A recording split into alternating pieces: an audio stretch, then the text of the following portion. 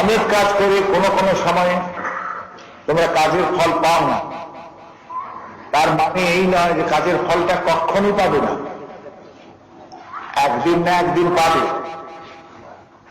সব কাজের ফল সঙ্গে সঙ্গে হয় না, সব বীজের অঙ্কুর সঙ্গে সঙ্গে গজায় না।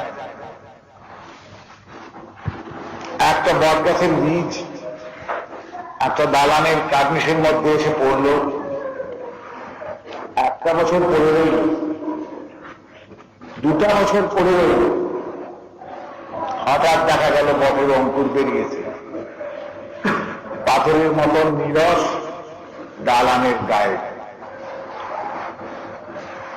কিন্তু একটা সরষে মাটিতে ফেলে দাও, আজকে রাত্রিরে ফলো, কালকে সকালেই দেখতে পাবেন তার অঙ্কুর উদ্গম হয়ে গেছে। একটা ধান মাটিতে ফেলে দাও, একটা জব মাটিতে ফেলে দাও, দেখতে পাবো আজকে বপন করেছ, 3 দিনের মধ্যে তার অঙ্কুর উৎপাদিত হয়েছে।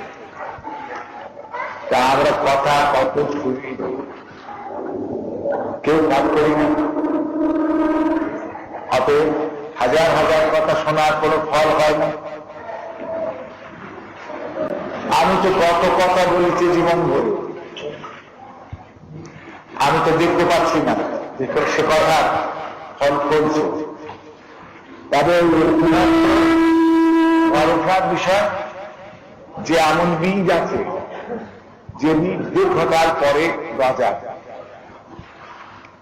যেমন আমি লিডো থেকে, মার্গেরিটা থেকে আসামি চিঠি পেলাম, তারা গত বছরের বর্ষাতে জলপাই বীজ বপন করেছিলেন, আমাকেও পাঠিয়েছিলেন বীজ, সেই বীজ আমি কুপন কিতে বপন করেছিলাম, আমার বীজ এখনো অঙ্কুরিত হয়নি।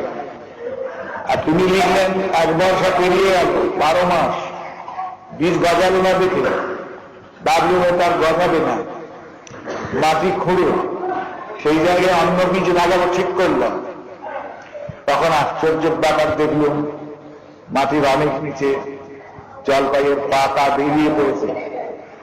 2-4 দিন জল দিতে লাগলো, আস্তে আস্তে বীজগুলো ফেটে অঙ্কুরগুলো মাটির উপরে হাজির হলো এবং তারা আকাশ থেকে, সূর্যের রশ্মি থেকে তাদের খাদ্য আহরণ করতে লাগলো। যে কাজটা কোনোদিন করেছি সে কাজটা কোনোদিন ফল পাবেই পাবো, সুচারু যদি লাভ করে থাকি সুচারু সুফল পাবো। আর হেলায় খেলায় যদি করে থাকি তাহলে হেলায় খেলায় যতটুকু ফল পাওয়া উচিত ততটুকু সুফল আমি নিশ্চয়ই পাবো। আমরা কথা বলি, কাজ করি না, আমরা কথা শুনি, কাজ করি না। এই কথা বলেই বা লাভ কি, এ কথা শুনেই বা লাভ কি বলতো?